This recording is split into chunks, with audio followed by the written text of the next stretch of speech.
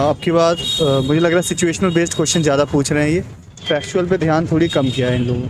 तेल में कोई मिलावट होती है तो आप कैसे पहचानेंगे, घी में मिलावट होती है तो कैसे पहचानेंगे, ये सब चीज़ें पूछी थी। सिचुएशन के अकॉर्डिंग मेरे से पूछा गया था सिचुएशन क्वेश्चन में कि एसडीएम के पद पे अगर आपके इलाके में कोई धरना प्रदर्शन होता है तो आप उसे कैसे मैनेज करेंगे, राजनीतिक दंगे होते हैं तो उसे आप कैसे मैनेज करेंगे, एसडीएम और एसडीओ में डिफरेंस क्या क्या होता है, ये पूछा था।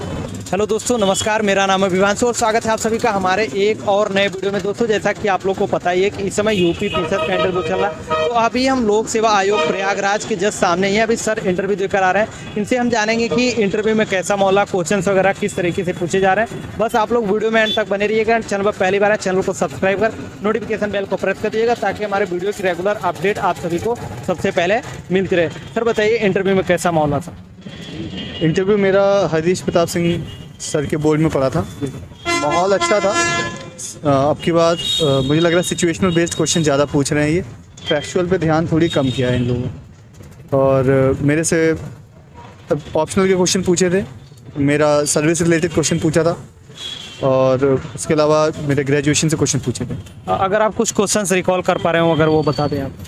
जो मेरा सर्विस से रिलेटेड क्वेश्चन पूछा था, मैं फूड सेफ्टी ऑफिसर की तरह के पद पर तैनात हूँ। तो उन्होंने मुझसे पूछा था कि आपके कार्य भार क्या क्या है आपके पास, और यदि आप तेल में कोई मिलावट होती है तो आप कैसे पहचानेंगे, घी में मिलावट होती है तो कैसे पहचानेंगे, ये सब चीज़ें पूछी थी। उसके अलावा मेरे से ग्रेजुएशन के रिलेटेड पूछा था कि बायोटेक का यूज़ क्या क्या है फूड सेफ्टी में, उसमें कैसे यूज़ करते हैं। उसके अलावा ऑप्शनल से मेरे से पूछा था कि राष्ट्र की परिभाषा क्या है, सॉवरेनिटी की डेफिनेशन जॉन स्टिक के अकॉर्डिंग क्या है, क्या हम भारत को एक राष्ट्र मान सकते हैं। उसके अलावा कुछ करंट अफेयर्स से क्वेश्चन थे कि बिपिन रावत का ढाई की कुछ परियोजना है, उनकी परियोजना नहीं है, उनका कुछ ढाई का संकट है, उससे रिलेटेड पूछा था, वो मुझे पता नहीं था। और मेजरली यही सब चीज़ें पूछी। बाकी सिचुएशन वगैरह खुद ही थी? सिचुएशन के अकॉर्डिंग मेरे से पूछा गया था सिचुएशन क्वेश्चन में कि एसडीएम के पद पे अगर आपके इलाके में कोई धरना प्रदर्शन होता है तो आप उसे कैसे मैनेज करेंगे, राजनीतिक दंगे होते हैं तो उसे आप कैसे मैनेज करेंगे, एसडीएम और एसडीओ में डिफरेंस क्या क्या होता है, ये पूछा था और ये रिकॉल करता हूँ। और बाकी सर कुछ अगर आप रिकॉल कर पा रहे हो कि कुछ ऐसे क्वेश्चन जहाँ पर आपको सॉरी बोलना पड़ा हो? सॉरी के लिए मैंने ये इनका जो बिपिन रावत जी की ढाई की रणनीति थी या फिर ढाई का जो संकट था, इसको मैंने रिकॉल कर पाया था। ऊपर से सरसों के तेल में दिल्ली में कोई केस हुआ था, मिलावट हुई थी, तो किस चीज़ की मिलावट थी मैं ये रिकॉल नहीं कर पाया। ये दो क्वेश्चन।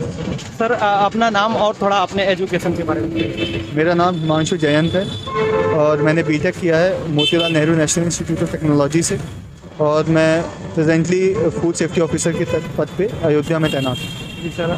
बाकी आपका इस टाइम कौन सा वो था अटेम्प्ट था सर? ये मेरा तीसरा अटैम्प्ट था यूपी पीसीएस में। इसके पहले सर?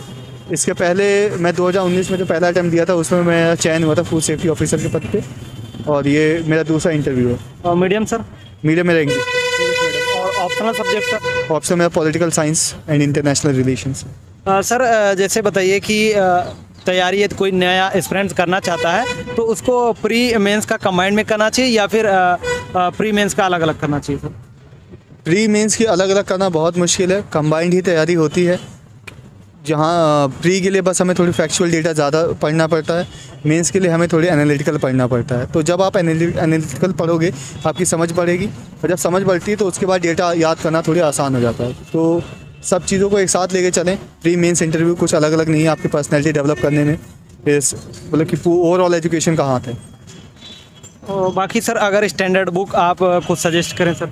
स्टैंडर्ड बुक्स एनसीईआरटी हैं आपकी, सबसे बेसिक आपकी पॉलिटी की हो गई, ज्योग्राफी की हो गई, इकोनॉमी की हो गई, आपकी इन्वायरमेंट के लिए बायोलॉजी क्लास 12th है, और आपका साइंस एंड टेक के लिए एनसीईआरटी अगर आप चाहें तो पढ़ सकते हैं, अदरवाइज़ करंट अफेयर सफिशिएंट है।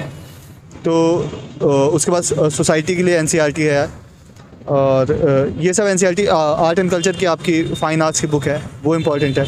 उसके अलावा आप बाकी सब्जेक्ट्स के लिए स्टैंडर्ड बुक्स जो हैं, जैसे पॉलिटी के लिए लक्ष्मीकांत हो गई, हिस्ट्री के लिए स्पेक्ट्रम हो गई आपकी, और बाकी आपकी इन्वायरमेंट के लिए शंकर IAS की बुक किताब हो गई। ये सब किताबें आप स्टैंडर्ड बुक्स को रेफ़र कर सकते हैं। आप चीज़ों को पढ़ते जाएँ, रिसोर्सेज उसके बाद कंसाइज करते जाएँ, आइडेंटिफाई करें प्रीवियस से क्वेश्चन पेपर से कि क्या एरियाज़ इंपॉर्टेंट है, सिलेबस से आइडेंटिफाई करें मेंस के लिए कि क्या टॉपिक्स पूछते हैं वो लोग, वही लगभग क्वेश्चन उसी के आसपास ही घूमते रहते हैं, तो उसको आप कर सकते हैं।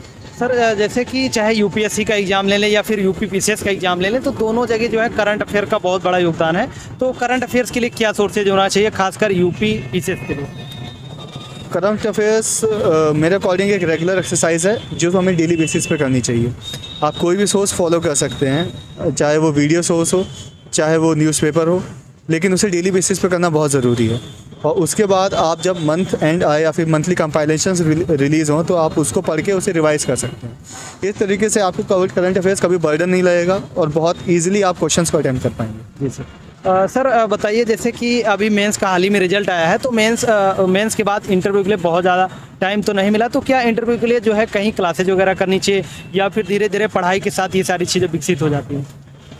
इंटरव्यू के लिए आपको मॉक देना थोड़ी ज़रूरी हो जाता है, क्योंकि व्यवहारिकता जो है वो हम लोग किताबों से पढ़ के नहीं गेन कर सकते हैं। मॉक इंटरव्यू में आपको कुछ चीज़ें बताई जाती हैं, जैसे कि आपके बैठने का पोस्चर क्या होगा, आप आंसर देने के तरीके क्या होंगे, धीमे बोलना है, तेज़ बोलना, आपकी वॉइस पिच क्या है। तो ये थोड़ी व्यवहारिक पक्ष होते हैं जो कि इंटरव्यू या मॉक इंटरव्यू में आपको क्लियर होते हैं, तो मॉक इंटरव्यू देना ज़रूरी है। तो आपने मॉक इंटरव्यू दिया था सर? मैंने दिए थे, मैंने 4 मॉक इंटरव्यू दिए थे, चारों लखनऊ में दिए थे मैंने। कहाँ कहाँ दिए थे सर? मैंने 2 ढे IAS में दिए थे और एक पनीशा IAS में दिया था और एक आकार IAS में दिया था। जी सर। और बाकी न्यू स्टूडेंट जो इस फील्ड में आना चाहते हैं, चाहे यूपीएससी होगा या फिर यूपी पीसीएस, तो उनके लिए आप क्या सजेशन रहेगा आपका?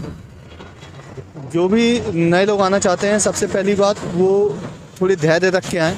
ये तैयारी थोड़ी लंबी है, थोड़ी धैर्य मांगती है आपसे, और कंसिस्टेंसी को मेंटेन करना बहुत ज़रूरी है। थोड़ी सोशल लाइफ को आपको छोड़ना पड़ेगा, और अदरवाइज़ इतनी मुश्किल नहीं है। बस आप कंसिस्टेंट रहें, अपने पढ़ाई के प्रति ईमानदार रहें, तो निकाला जा सकता है। तो सर जैसे अभी आपने कहा सोशल लाइफ छोड़ना पड़ेगा, क्या सोशल मीडिया जो है जो तैयारी करते हैं फ्रेंड्स, तो क्या सोशल मीडिया उनको बंद करके रखना चाहिए या फिर उसको कैसे मैनेज करना चाहिए सर? कोई भी चीज़ आपके और आपके लक्ष्य के बीच में एक रास्ता है। जो भी चीज़ उस रास्ते से आपको भटकाती है वो सही नहीं है। तो अगर सोशल मीडिया आप उसको उस रास्ते में आगे बढ़ने में मदद कर रहा है तो कोई दिक्कत नहीं है। आप करंट न्यूज़ फॉलो कर रहे हैं, वहाँ से कुछ भी अपडेट्स मिल रही है तो अच्छा चीज़ है। लेकिन अगर आपको वो रास्ते से भटका रहा है तो ख़राब चीज़ है। तो वो आपके ऊपर है कि आप उसे कैसे इस्तेमाल करते हैं। जी सर। तो जैसे बहुत सारे लोग बोलते हैं कि सोशल मीडिया जब हम तैयारी कर रहे थे तो हमने जो है उसको बंद कर दिया था, तो आपने क्या किया था? सोशल मीडिया आप यूज कर रहे थे या फिर उसको बंद करके रखा था? मैंने सोशल मीडिया का बहुत सिलेक्टिव यूज़ किया था। फेसबुक पे नहीं था मैं, फेसबुक इंस्टाग्राम नहीं चलाता था। व्हाट्सएप और टेलीग्राम बेसिकली यूज़ करता था। वहाँ पे मैं रिसोर्सेज गैदर करता था और मैं अपने दोस्तों से जो भी तैयारी कर रहे होते थे उनसे कनेक्टेड रहने की कोशिश करता था। ठीक है सर, थैंक यू बात करने के लिए। आई होप आप जिस पोस्ट के लिए अभी आप यहाँ आए हैं वो पोस्ट आपको ज़रूर मिल जाए। Thank you. Thank you sir.